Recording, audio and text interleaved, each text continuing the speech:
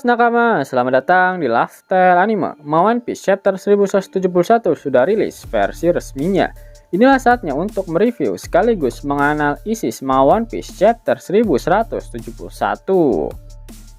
Eits, jangan lupa tinggalkan jejak jempol kaki kalian dengan like video ini ya. Plus, bantu sundul video ini dengan klik hype-nya ya kan. Caranya geser ke kanan kolom komentar kalian dan pencet hype-nya, gas. Jangan lupa tulis di kolom komentar dari kota manakah kalian menonton video ini. Kali aja ketemu jodohnya kan di sini.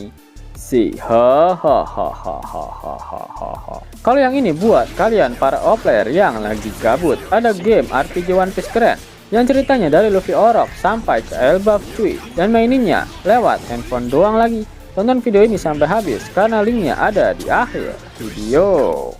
One Piece Chapter 1171 diawali dengan catatan jejak dari pertempuran sengit di Kastil Aurus. Adegan memperlihatkan area luar dari Kastil Aurus. Gaban dalam kondisi sudah diperban, mengatakan jika Harald meninggalkan kastil dalam keadaan seperti itu, dia akan membawa bencana besar ke dunia. Lalu kita diperlihatkan kondisi di dalam Kastil Aurus, banyak jasad dari para pasukan pengawal kerajaan yang bergelimpangan di sana. Gaban kembali berkata jika dia sempat merasakan masa depan tanpa harapan selama pertarungan karena tak peduli seberapa parah mereka melukai Harald, tubuhnya terus memperbaiki diri. Sungguh mengejutkan, tak disangka ada sesuatu yang benar-benar menghentikannya, tambah Gaban. Kali ini kita diperlihatkan Gaban, Shanks, dan juga Jarul bersama dengan para prajurit pengawal kerajaan yang selamat dari pembantaian Harald. Gaban lalu bertanya pada Jarul apakah dia tahu bahwa harta suci ini akan sekuat itu. Ternyata Jarul sebenarnya sama sekali tidak tahu apa-apa tentang buah iblis tersebut. Yang dia tahu hanyalah perasaan merinding ketika membayangkan apa yang akan terjadi jika Loki tidak ada di sini hari ini. Di sisi lain, Shanks mengingat perkataan dari Harald dan juga Garling di masa lalu. Harald saat itu berkata ketika dia bergabung dengan Ksatria Dewa, itu akan menjadi fajar baru bagi Elbaf. Lalu perkataan dari Garling yang memberitahu Shanks apabila dia memiliki keinginan apapun, cukup sebutkan dan itu akan berada dalam jangkauannya. Garling sadar jika anaknya yang satu ini benar-benar malang karena dia benar-benar telah menjalani kehidupan yang menyedihkan dan hina sampai sekarang. Dia pun meminta Shanks untuk melupakan kehidupan lamanya di permukaan karena kaum jelata di bawah sana bahkan tidak pantas disebut manusia. Saat Shanks mengingat perkataan Garling ini, dia mencengkram lengan kirinya tepat di mana tanda perjanjian dari Im Sama berada. Namun Gaban langsung menghampiri Shanks dan memintanya untuk menghentikan aksinya itu. Gaban mencoba menenangkan Shanks karena kebiasaan buruknya itu. Gaban juga meminta Shanks agar dia jangan membenci kondisi dari garis keturunannya. Shanks lantas membentak Gaban, mempertanyakan kenapa Harald harus mati, padahal dia memiliki jiwa yang begitu murni. Shanks menyalahkan dirinya sendiri, seandainya dia bisa lebih cepat untuk memberitahu Harald, pasti keadaannya tidak akan berakhir sampai seperti ini. Gaban langsung memberitahunya karena semua ini bukanlah salahnya. Gaban lalu menenangkan Shanks dengan berkata jika dia berada di sini pasti karena suatu alasan, di mana setiap kehidupan pasti memiliki makna dan Shanks hanya harus bisa bertahan. Di sisi lain, Loki duduk sambil menutup wajahnya dengan lengannya. Dia menangis di hadapan jasad Harald. Loki berkata, apakah ini yang terjadi ketika kau terlalu mencintai negaramu? Kita melihat ekspresi kesedihan dari Loki secara lebih dekat. Air matanya mengalir deras dan ingus juga keluar dari hidungnya. Hal ini memperlihatkan bagaimana sedihnya Loki dengan semua keadaan ini. Ini benar-benar menyebalkan, ucap Loki. Kita melihat jasad Harald namun tubuh bagian atasnya ditutupi dengan jubah milik Loki. Adegan kemudian berpindah ke Merijua. Kita diperlihatkan sisi luar dari Kastil Pangea. Im Sama memberikan komentarnya mengenai insiden yang baru saja menimpa Harald. Dia merupakan prajurit bangsa raksasa kuno yang jumlahnya hanya tinggal sedikit di dunia ini.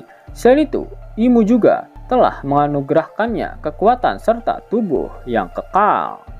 Seharusnya Harald sudah menjadi monster terkuat yang pernah ada. Namun pada kenyataannya dia malah terbunuh, dan bagaimana bisa itu terjadi? Tanya Imo.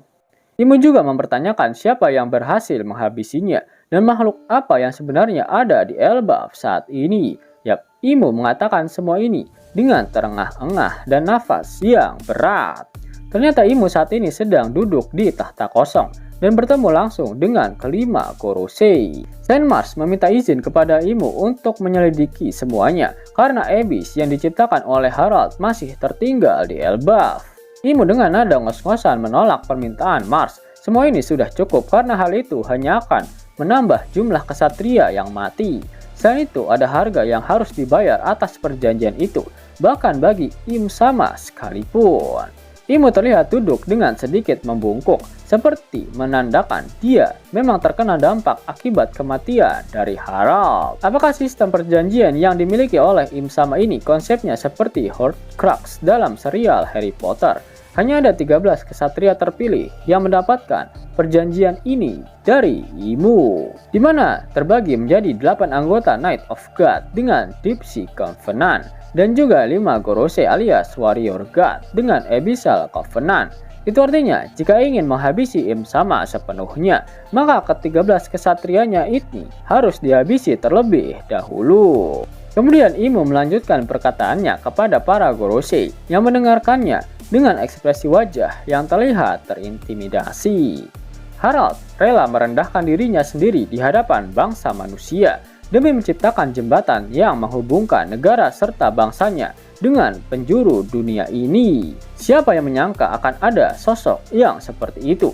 Seharusnya raksasa kuno sepertinya adalah bangsa prajurit dengan sifat bengis yang sudah mendarah daging. Karena itulah memasukkannya begitu saja ke dalam pemerintahan tanpa persiapan apapun akan beresiko menghancurkan pemerintah itu sendiri dari dalam. Bangsa raksasa kuno yang menjadi Raja Elbaf dan setuju untuk mengikatkan dirinya pada perjanjian kita. Padahal tidak ada kesempatan yang lebih baik dari ini. Elbaf tidak boleh dibiarkan memiliki sosok raja yang seperti itu. Tapi semua malah berakhir seperti ini. Sejarah tidak pernah berbohong. Kita memang ditakdirkan untuk terus berkonflik dengan mereka. Jangan pernah lupakan bahwa Elbaf adalah Ini adalah hal yang sangat menarik. Apa maksud dari Elbaf adalah Apakah maksudnya Elbaf ada hubungannya dengan klan musuh yang dilawan oleh pemerintah dunia di abad kekosongan? Karena di dalam mural Elbaf terlihat jelas jika ada sosok raksasa dan raksasa kuno yang ikut bertarung bersama Nika dan aliansinya yang lain dalam menghadapi sosok monster yang memegang bola yang mirip seperti matahari. Adegan kembali berpindah ke Elbaf, tepatnya di Kastil Aurus. Jarul berkata pada Loki jika setelah kejadian ini, kegaduhan pasti akan melanda ke seluruh penjuru negara ini. Namun Loki memberitahu Jarul jika dia malah akan pergi berlayar ke lautan dengan membawa semua prajurit kerajaan yang masih hidup. Jarul pun bingung dan bertanya pada Loki, bagaimana dengan permohonan Harald? Kita diperlihatkan kembali mengenai permintaan terakhir dari Harald yang meminta pada Loki untuk menyampaikan semua kejadian ini apa adanya pada semua rakyat Elbaf. Ternyata Loki menolak permintaan itu. Dia tidak bisa melakukannya dan meminta semua yang selamat di kastil pada hari itu, termasuk Jarul, Gaban, dan Sangs, untuk mendengarkan perkataannya baik-baik. Loki meminta kepada semuanya agar jangan mengatakan pada siapapun tentang semua hal yang terjadi di sini. Jarul terkejut. Jika kondisinya seperti itu, maka Loki pasti akan paham siapa yang kemudian akan disalahkan atas semua kejadian ini. Aku sudah terbiasa, jawab Loki. Lagi pula, kurasa aku bukan sosok yang bisa menjadi raja sekaligus meneruskan keinginan ayah, tapi aku bisa mewujudkan keinginannya yang lain, tambah Loki. Dengan penuh percaya diri, Loki mengatakan jika dia akan menggunakan kekuatan yang baru saja dia dapatkan ini untuk membalaskan dendam ayahnya serta semua prajurit di Kastil Aurus. Loki sudah siap untuk pergi bersama dengan para prajurit kerajaan, namun Jarul mencoba mencegah Loki agar tidak melakukan hal bodoh. Karena pemerintah dunia adalah organisasi yang sangat besar dan mereka sama sekali bukan lawan mudah seperti yang Loki kira. Shanks dan Gaban terdiam sembari melihat tajam ke arah Loki. Keesokan harinya berita buruk ini pun mulai tersebar di antara rakyat Elbaf. Penyerangan kastil Aurus oleh musuh dan juga kematian raja mereka pun menjadi berita besar pada hari itu. Kilas balik Loki pun akhirnya berakhir dan kita kembali ke masa sekarang. Loki melanjutkan ceritanya pada Hajrudin dengan mengatakan jika dia langsung pergi berlayar ke laut setelah insiden tersebut. Dan ketika Hajrudin beserta teman-temannya kembali ke Elbaf dari pelayarannya, Cap sebagai anak yang membunuh ayahnya sendiri telah sepenuhnya melekat pada Loki. Selain itu, saat pelayarannya, Loki juga telah melakukan berbagai hal yang akan membuat semua orang mempercayai hal tersebut. Loki pun berteriak, "Meski begitu, aku bukanlah orang gila yang akan merasa bahagia setelah membunuh ayahnya sendiri." Ternyata Loki hanya tidak ingin semua jerih payah ayahnya menjadi sia-sia akibat hal yang terjadi saat akhir hayatnya. Apa kau juga beranggapan bahwa semua fakta tersebut memang harus disampaikan pada rakyat Elbaf? Tanya Loki pada Hajrudin. Hajrudin pun terdiam. Gaban mengatakan jika Loki berkata jujur dan memang seperti itulah fakta yang terjadi pada hari itu. Luffy pun ikut terdiam. Loki kembali berkata sembari menundukkan kepalanya dan menutupi wajahnya dengan tangannya. "Apa sekarang kau sudah paham? Aku tidak ingin lagi mengingat kejadian itu." Hajrudin kini berjalan menuju ke arah rantai yang masih membelenggu kaki milik Loki. Sekarang dia paham alasan kenapa Elder Jarul terus melindungi Loki dan menentang keras hukuman mati terhadapnya. Intinya ayah memilih untuk mati agar pemerintah dunia tidak bisa mengendalikan dirinya ya, ucap Hajrudin dengan maksud mengkonfirmasi semua cerita yang telah diungkapkan oleh Loki barusan. Hajrudin kembali berkata, rupanya pemerintah dunia telah menjadi musuh Elbaf. Bahkan sejak saat itu, bagaimana caranya mereka bisa mengendalikan ayah? Tanya Hajrudin lagi sembari melepaskan rantai yang memborgol kaki milik Loki. Gaban membenarkan pernyataan dari Hajrudin dan mengatakan jika kedatangan kesatria dewa ke Elbaf kali ini pun masih sangat berkaitan dengan insiden yang menimpa Harald. Dari semua cerita yang Loki sampaikan, dia masih belum mengetahui apa yang sebenarnya terjadi pada Harald selama ayahnya itu berada di Tanah Suci. Dan Gaban menawarkan pada Hajrudin jika dia bisa menceritakannya pada mereka semua. Namun Hajrudin meminta Yasan untuk menceritakan hal itu nanti saja, karena mereka tidak perlu alasan untuk melindungi negeri mereka, yaitu Elbaf. Ternyata seluruh kru Hajrudin serta Zoro dan Sanji, mereka semua masih berada di Underworld. Itu berarti mereka semua juga mendengar seluruh fakta dari kematian Raja Harald yang diceritakan oleh Loki. Akhirnya satu borgol yang membelenggu kaki Loki dilepaskan. Hajrudin menyadari jika Loki ternyata juga memiliki perasaan yang sama dengannya terhadap ayah mereka.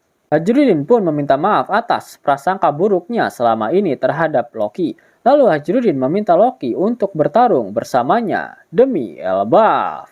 Kedua borgol yang ada di kaki Loki pun sekarang terlepas.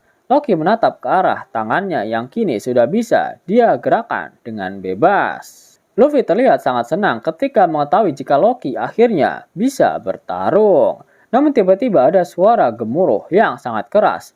Dan hal itu membuat Luffy serta Loki melihat ke arah di mana asal dari suara tersebut. Dan tiba-tiba ada sesuatu yang jatuh dari atas Sunworld ke arah Underworld. Ternyata yang jatuh dari atas adalah Draugr, salah satu monster mimpi hasil ciptaan dari kekuatan buah iblis yang dimiliki oleh Killingham. Chopper menjelaskan jika itu adalah salah satu makhluk yang membuat kekacauan di atas Sunworld. Dan masih banyak lagi makhluk yang seperti itu di atas sana. Hajrudin sadar jika itu adalah Draugr dan bertanya dari mana asal makhluk itu, karena seharusnya makhluk seperti itu hanya ada dalam legenda. Loki tersenyum dan menganggap monster itu bisa dia jadikan sebagai bahan pemanasan. Dia pun meminta semuanya untuk segera pergi naik ke atas, karena dia bisa terbang menggunakan kekuatannya. Hajrudin pun langsung berlari menuju ke arah lift, sedangkan Luffy bertanya apa sebenarnya makhluk yang baru saja dia lihat ini. Goldberg meminta Hajrudin untuk segera naik ke atas lift. Sambil berlari, Hajrudin bertanya apa yang sebenarnya sedang terjadi di atas sana. Stenson pun berteriak memanggil Loki. Mereka merasa bersalah karena telah menganggap Loki sebagai anak durhaka yang membunuh ayahnya sendiri. Loki pun terlihat kesal mendengar ocehan dari Stenson. Seluruh kru Hajrudin bersama-sama berteriak meminta maaf pada Loki. Namun Hajrudin memperjelas jika mereka hanya minta maaf untuk hal itu saja, bukan berarti kejahatannya yang lain sudah dimaafkan. Berisik, sudah kalian pergi saja. Aku ini tidak butuh maaf dari kalian, teriak Loki. Loki pun melempar semua rantai yang tadi membelenggunya dan dia bersiap untuk menghadapi Draugr yang saat ini sudah berada tepat di hadapannya. Wah, rasanya lega sekali. Akhirnya aku bisa kembali bergerak dengan bebas, ucap Loki. Ternyata Luffy masih berada di dekat Loki dan dia tertawa melihat apa yang sedang dilakukan oleh sang raksasa itu. Gaban meminta Chopper untuk membantunya naik juga karena dia sangat mengkhawatirkan anaknya. Sanji menggendong Gaban di lengannya dan menggunakan skywalk, sementara Chopper di atas Sanji memintanya untuk tetap setenang dan sestabil mungkin agar kondisi kesehatan Gaban tidak semakin memburuk. Loki terbang untuk menyerang Draugr menggunakan Raknir. Luffy tetap bersama Loki dan berada di atas tubuh Loki. Loki berkata, "Apa-apaan yang kau lakukan di sana?" Luffy pun menjawab, Sisi, aku sangat bersemangat melihatmu bertarung. Baiklah kalau begitu, tunjukkan padanya apa yang kau punya, Raknir, teriak Loki. Grrr, balas Raknir. Kemudian pada halaman ganda penutup yang benar-benar epik, Loki menghantam Draugr dengan Raknir yang melepaskan kekuatan es dan membekukan Draugr. Niflheim, teriak Loki. Apa? Teriak Luffy yang terpukau oleh kekuatan Loki. Haki spesial milik Luffy benar-benar gila. Masih ingat dengan pernyataan Relik? Jika observation haki milik Luffy cenderung bisa membaca perasaan dan intensi milik orang lain. Luffy menganggap Loki adalah orang yang baik, padahal seluruh raksasa Elbaf menganggap Loki adalah orang yang benar-benar sangat jahat dan kejam. Itulah kelebihan dari observation haki milik Luffy. Karena terbukti jika Loki memiliki hati yang baik, meskipun tingkah lakunya sangat barbar. Loki melakukan hal itu karena dia sangat kesepian. Bahkan sejak dia dilahirkan, Loki selalu merasa sendirian. Dalam chapter ini, Loki mengatakan jika dia tak akan mampu menjadi Raja Elbaf jika tolak ukurnya adalah Harald. Apakah Loki benar-benar akan bergabung ke dalam kru topi jerami? Menarik. Yap, meskipun masih belum banyak aksi yang diperlihatkan pada chapter kali ini, tapi banyak sekali informasi penting yang sangat menarik untuk kita bahas. Ternyata sejak hari kematian Harald 14 tahun yang lalu, Shanks memiliki satu tujuan pasti, yaitu untuk menghancurkan Im Sama dan juga pemerintah dunia. Di mana aksi-aksi yang dilakukan oleh Shanks selanjutnya banyak yang merugikan pemerintah dunia, dan aksi yang paling kontras adalah ketika Shanks mencuri buah iblis Gomu Gomu no Mi dari kapal pemerintah dunia yang dijaga oleh Hushu di 13 tahun yang lalu. Yap, semua aksi yang dilakukan Shanks saat ini semua sudah dia rencanakan. Kenapa Shanks tidak mengklaim harta karun One Piece sejak lama? Padahal dia sebenarnya sudah tahu bagaimana cara untuk pergi ke Pulau Laugh-Tale. Namun Shanks baru memutuskan untuk pergi mendapatkan harta karun One Piece setelah Luffy berhasil membangkitkan wujud Nika.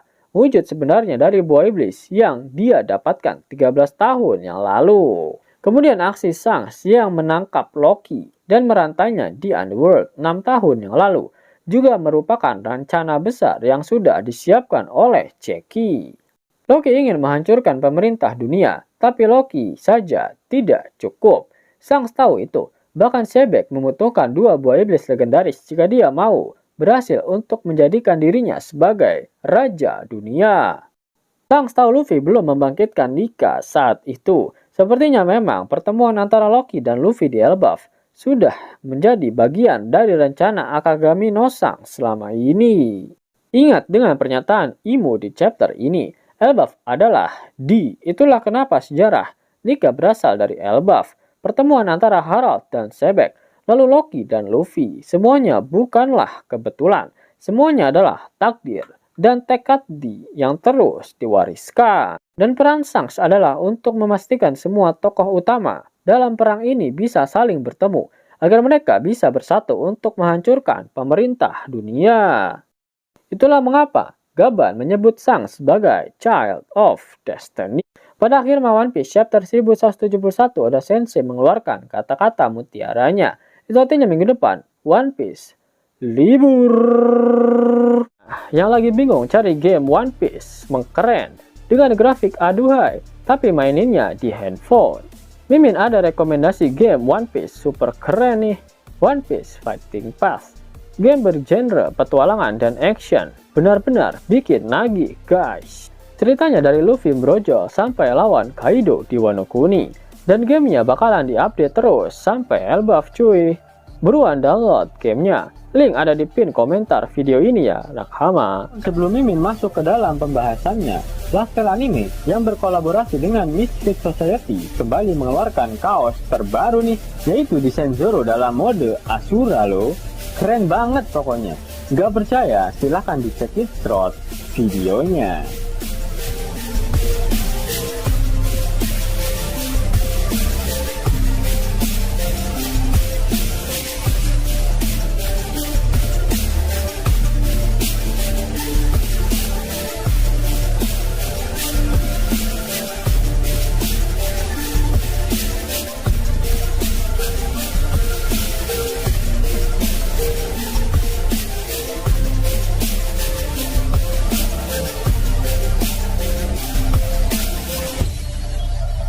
Bagaimana? Keren kan? Bagi kalian nakama Opler, terutama para fan gaynya Babang Marimo, kudu wajib harus punya baju ini. Gaskan, link pemesanan ada di kolom deskripsi. Jos nakama, itulah hal menarik yang terjadi pada One Piece terbaru.